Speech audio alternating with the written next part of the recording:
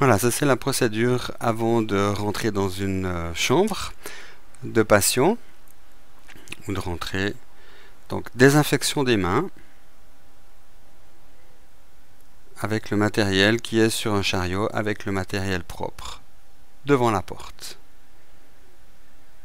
Une fois la désinfection des mains réalisée, vous pouvez rentrer dans la chambre. Voilà, vous arrivez dans la chambre et vous allez prendre maintenant la surblouse de protection qui reste dans la chambre. Donc elle est entreposée avec la partie extérieure qui est contaminée dans la chambre. Donc pour enfiler la blouse, vous allez l'ouvrir et essayer de toucher que l'intérieur de la blouse.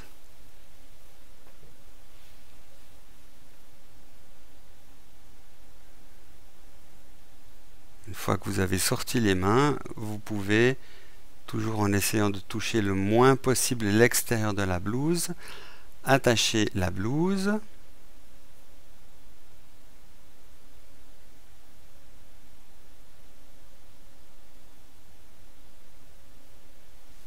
Bien attacher la taille de la blouse aussi, ce qui vous permettra d'avoir des mouvements beaucoup plus sécures et sans avoir la blouse qui pend devant vous. Ça vous permettra de bien vous protéger.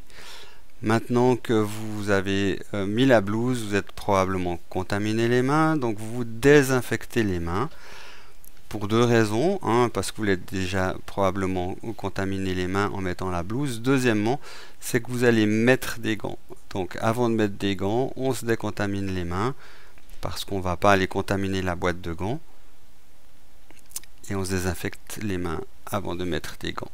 Donc vous procédez maintenant à la mise des gants. Je vous rappelle que dans les EMS et soins à domicile, le port des gants est recommandé pour tous les soins qui vont vous mettre en contact avec du liquide biologique